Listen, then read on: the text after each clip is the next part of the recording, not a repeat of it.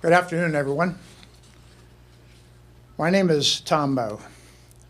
I had the privilege and opportunity to serve this great nation as a member of the Naval Reserve and the U.S. Air Force. Shortly after completing Air Force pilot training, I was assigned to combat duty in Vietnam in 1967. I can only imagine how the next year would forever change my life. I would be exposed to situations that I had been well trained for, but had yet to experience firsthand. That training included how to continue the fight as a prisoner of war. Little did I know that I would get to use that training.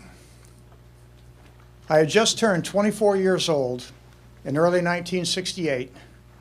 I was captured behind enemy lines after I had to eject from my fighter jet, and I was held as a POW for the next 5 years. You can imagine that Donald Trump's dismissive comments about POWs are offensive to me. To denigrate someone who got captured while serving his country in combat reflects a gross lack of understanding not only of the circumstances that landed us in prison, but of the rigors, including torture, that we endured so that our fellow citizens, including him, could go about their lives in peace and exercise their freedom of speech while respecting that same freedom of others. Just a few months ago, when Mr. Trump made his disrespectful comments about my friend and fellow POW, John McCain, I was disgusted. As if that wasn't outrageous enough, Mr. Trump took his comments further by claiming that Senator McCain had somehow made America less safe. I was in prison with John McCain in a Hanoi prison just a few feet from his cell. I watched him and others through a pinhole I had carved in my door as he struggled to walk, even though horribly injured from his ejection and harsh treatment. Neither he nor any of us wavered in our resistance. We were still at war. We were not sitting it out.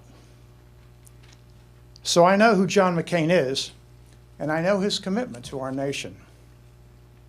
There are not many people who can give 5.5 years of their life in a musty prison cell and then continue to serve our nation in the U.S. Senate and be an advocate for a strong and robust military. In doing so, he has fought against those who would make our nation less safe.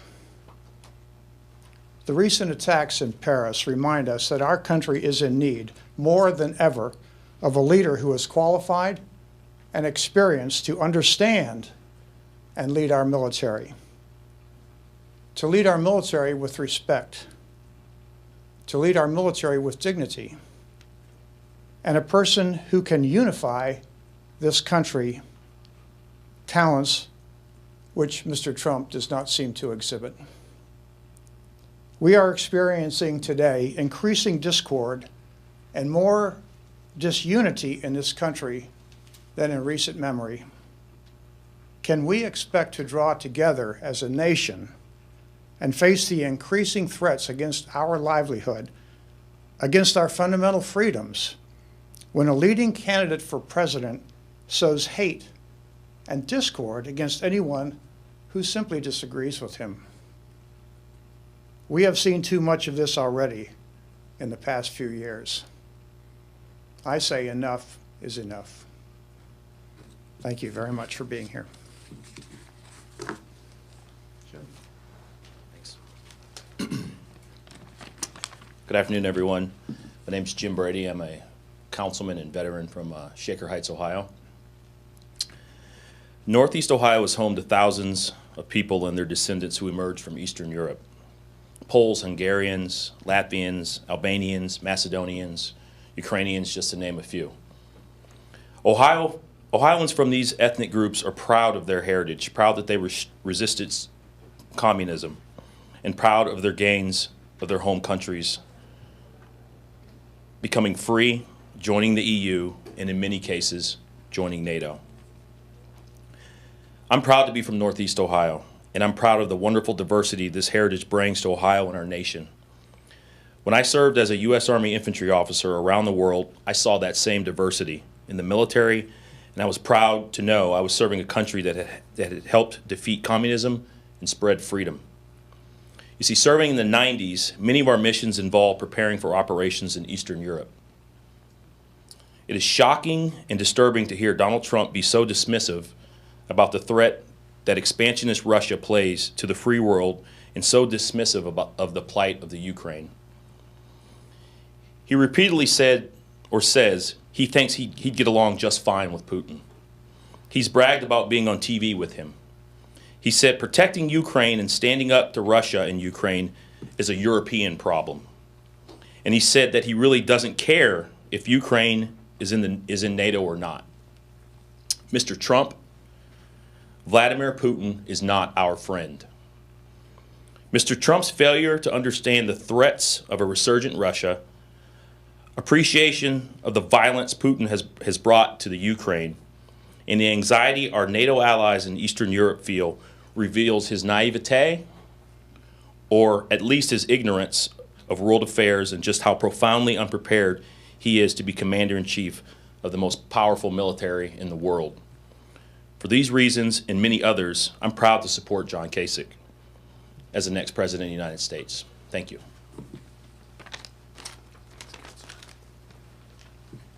Thanks, Councilman. My name's Steve Stivers. I'm honored to serve as the congressman from Ohio's 15th Congressional District, but I've also served in the United States military in the Ohio Army National Guard for 30 years. I deployed to Operation Iraqi Freedom for about a year in 2004, 2005, and I'm a graduate of the U.S. Army War College. If Mr. Trump wants to be the commander-in-chief of our military, I think he should rethink a few of his policy positions. I'm really concerned about his unwillingness to stand up against regional aggressors, his plan for avoiding a nuclear Iran or lack of a plan, and his lack of a strategy to deal with ISIS. With regard to regional aggressors, Councilman Brady already talked really eloquently about the Ukraine. I remember my time in the U.S. military training and planning for a Fulda Gap operation in the 1980s.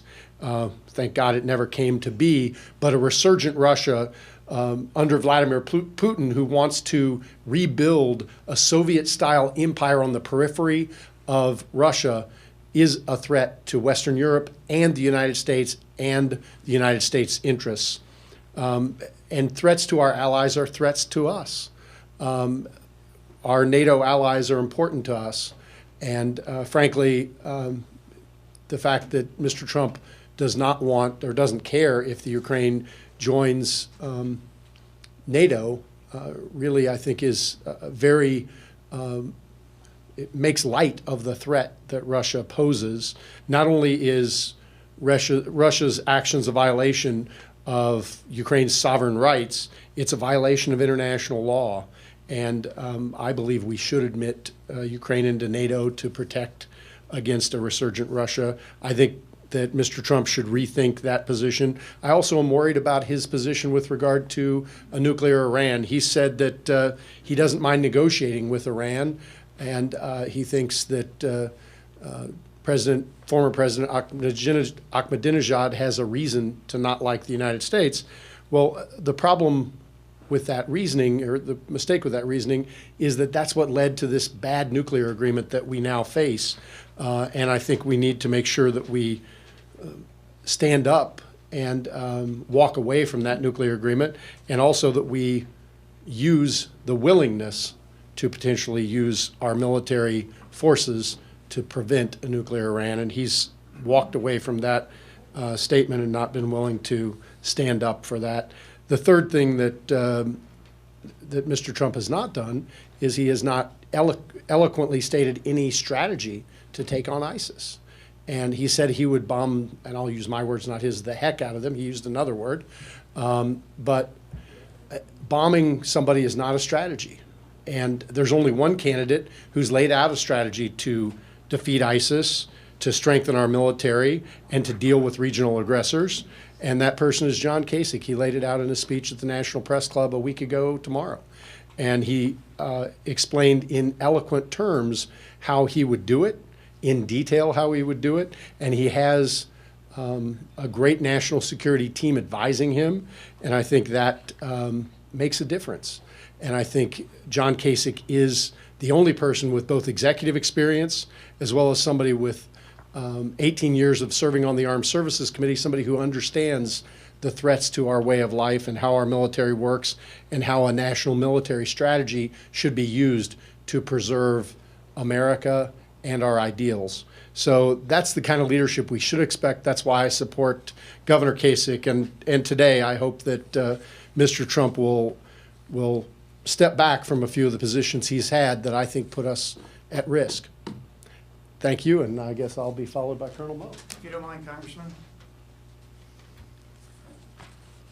Ladies and gentlemen, I just wanted to add one final comment, if I might. I would like anyone who is listening to consider some thoughts that I paraphrase from the words of German pastor Martin Niemöller. You might not care if Donald Trump says Muslims must register with their government because you're not one. And you might not care if Donald Trump says he's going to round up all the Hispanic immigrants because you're not one.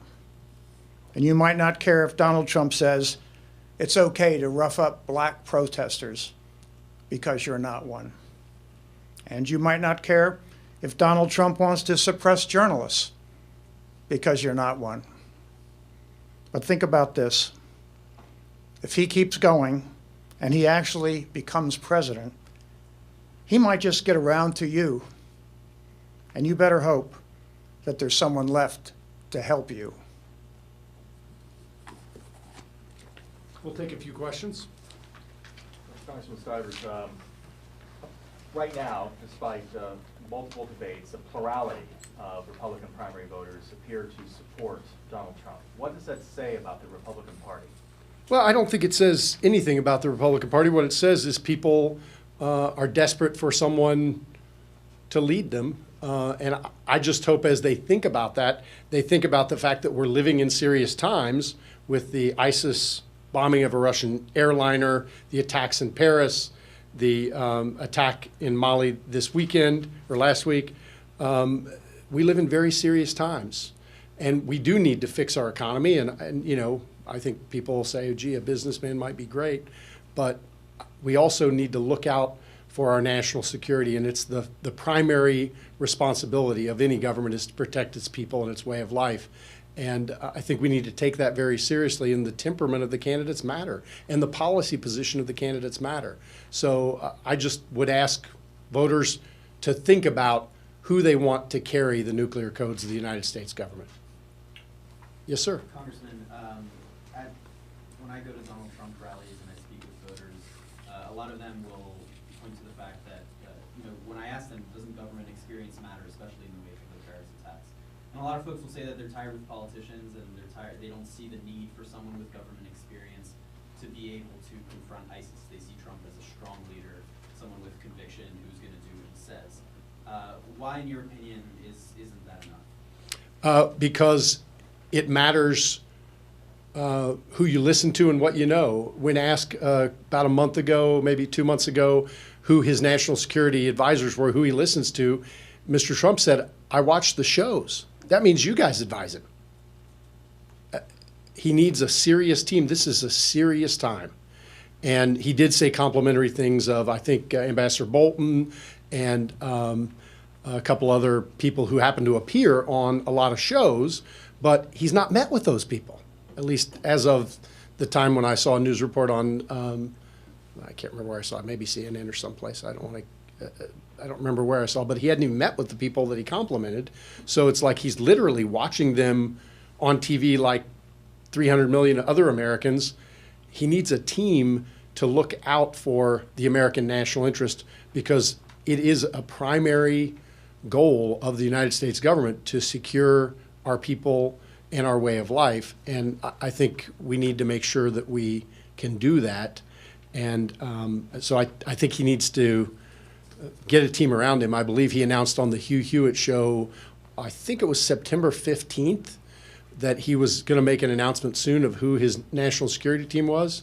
It's almost Thanksgiving and he hasn't announced that yet. But what I guess is your message to his supporters who say that someone who's, talks a tough game and who says they're going to bomb the hell out of ISIS and all of that, that's enough? Well, I haven't met any of those supporters who've said that they don't care what somebody knows and who's advising them, but the facts matter and details matter, and it matters that the people that advise you are competent and they know what they're talking about. You can't just say, I'm going to do this, or you can't say, gee, I want to negotiate with Iran, when that's probably a bad idea, and most advisors that would talk to him would say it's a bad idea. You can't say the Ukraine is Europe's problem when we're in NATO with a lot of those countries, and if that expansion continues, it won't be long until Latvia, Lithuania, or Estonia are in Putin's circle, and it would be quicker to stop him now and show him that we have resolve and that we're not going to let him reassemble a Soviet-style empire. So it does matter who advises you, and it does matter what your experience is, and that you know the difference between the Quds forces in Iran and the Kurds forces in Afghanistan. That kind of matters. It's a big deal. Yes, go ahead. Sarah Murray from CNN. This is a question for all of you guys, and I'm wondering if some of the veterans you guys have up there want to respond to this. But do you worry at all when you hear Donald Trump talk about this, talk about databases for Muslims, and talk about the way he, roughing up protesters? Do you feel like that undermines the freedoms that you guys have fought for at all? Is that a concern for you? Of course it does. No, go ahead, please.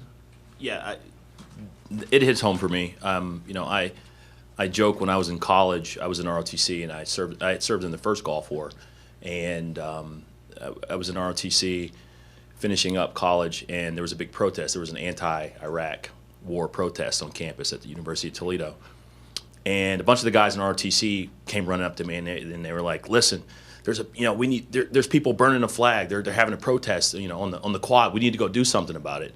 And I remember looking at them, and I was back from the Gulf, not even a month, and I go, I served there so that people can do that. I served there so that people can make bad decisions or whatever decision they want. And the thought of our nation going in that direction as a veteran, and all the things that we fought for as veterans, it's totally it's anti-American in my perspective, especially as an African American. I mean, when you're singling out when you're singling out a group, that's not the American way, and this is not something that I would look for in a presidential candidate.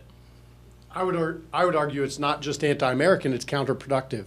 If you start making a list of Muslims instead of a list of terrorists that we keep now, maybe you should look at the list of terrorists and update that, and we should identify the folks who really pose a security threat, not people who practice their religion as guaranteed by the First Amendment of the United States Constitution. So, it might miss the point. Yes, ma'am. So there will be thousands and thousands of people likely coming here to Trump speak, as there are at most of his events. How do you get your message through to people, to the other people? Do you believe that there needs to be, you support the coordinated advertising efforts? Do you think there needs to be more of that? Do you think the campaigns need to come together? What would you like to see happen? Well, I think that's up to the campaigns. What I support is my right to free speech, which I just utilized, and I'm asking you to get that out to people, to hear that there is maybe a little bit of a pushback on some of Mr. Trump's positions. And I think that's the role of the media, to help present both sides of the story, and I hope that happens. And then the American people will do what they want, and the folks who are voting in a Republican primary can choose the candidate of their choice. I'm not telling anybody what to believe. That's not American either. I'm telling them what I believe, and maybe it'll influence a few people. We'll see. One more question, then we can do one and one. Congressman, you mentioned temperament. I guess I'm curious as to whether you believe that a President Donald Trump's temperament would be dangerous. Well, I will tell you, I'm concerned about somebody that wants to get in a Twitter war with other celebrities, and what their temperament would be with other world leaders. People can always modify their temperament or change it. And maybe it's a good day for Mr. Trump to look in the mirror and ask himself whether he thinks he has the temperament to be president and whether he should modify his behavior. Thank you so much, everybody. Thank you.